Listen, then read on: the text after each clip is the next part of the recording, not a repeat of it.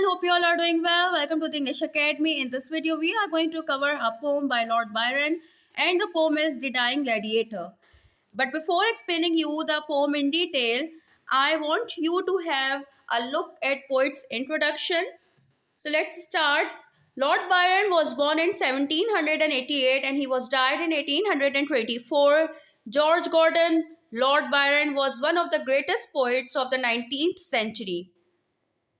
In 1809, he began the Childe Harold's Pilgrimage and poetical account of his wanderings in Europe, which was published in 1812. The poem was his first literary success, and he was feted by aristocracy and literary London. In 1816, Byron left England never to return. He died in Greece, and his body was brought back to London and later interred in the family vault near Newstead. So it was all from poet's introduction. Now we are heading towards the poem, but a bit in background information is given right here. The Dying Gladiator from Childe Harold's Pilgrimage. The Goths were a Germanic tribe that captured Rome three times and plundered it in 410 AD. Student, I want to tell you something about the poem. Actually, in Rome, Romans were having a source of entertainment in which they are supposed to gather in arena, and there is a gladiator who actually fight against wild animals. So it was a source of entertainment for the people at that time. But gladiator was the person was the one who sacrificed his life in order to give entertainment to the Roman people, Romans at that time. Although it was a very inhumane game to play, it was so cruel to see anyone dying just because of fighting against a wild animal, which is very obvious that if you are going to fight against the wild animal, it is going to be end in the death, the person's death. But somehow they were used to have such cruel games, you can say. So this poem is about the dying gladiator who is dying in front of the arena where there are thousands of people. They are cheering up him up. They are seeing a person dying in front of them, but nobody came in or step forward or came in order to help him out in order to save his life.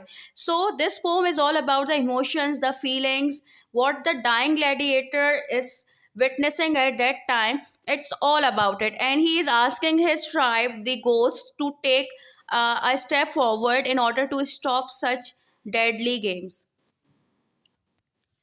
I see before me the gladiator die. He leans upon his hand, his manly brow, consents to death but conquers agony, and his drooped head sinks gradually low. And through his side the last drops ebbing slow, from the red gash fall heavy one by one, like the first of a thunder shower, and now the arena swims around him, he is gone. Air sees the inhuman shout, which hailed the wretch who won. Students, in this stanza, poet describes the final movements of gladiator's life in the arena.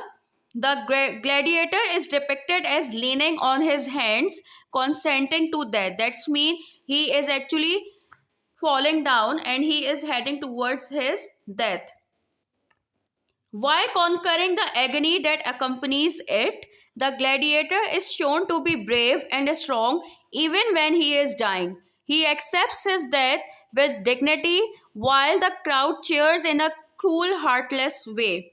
As I told you before, that a person was dying in front of such a huge crowd, but nobody bothered, nobody took a single step in order to save his life. The poem highlights the contrast between the gladiator's noble death and brutal reality of the arena. Although he was dying, but he actually accepts his death with dignity. But we can see that how cruel the people were that they did not even step forward. This is the last stanza. He heard it, but he heeded not. His eyes were with his heart, and that was far away. He recked not of the life he lost, not prize, but where his root hurt by the Danube lay. There were his young barbarians all at play. There was their Dacian mother, he their sire, butchered to make a Roman holiday. All this rush with his blood, shall he expire? and unavenged, arise ye goats and glut your ire. In this stanza, like the dying gladiators is thinking about his family, not about of his own life. He is not concerned with the prize. He is not concerned with the outcome of this game, that what happened, who won. But what is he remembering? What he is concerned about in his last moments is his family. He remembers his children. Young barbarians is referred to his children, his wife, and their home by the Danube River. He is angry because the Romans killed his family and forced him to fight. He wants the Goths, a tribe that fought against Rome, to get revenge for what happened to him. As we saw it here as well, that Goths were a Germanic tribe that captured Rome 3 times and plundered it. So he is asking his tribe, the Goths, to speak up, to stand against this cruelty, to get revenge for what happened to him and his loved ones.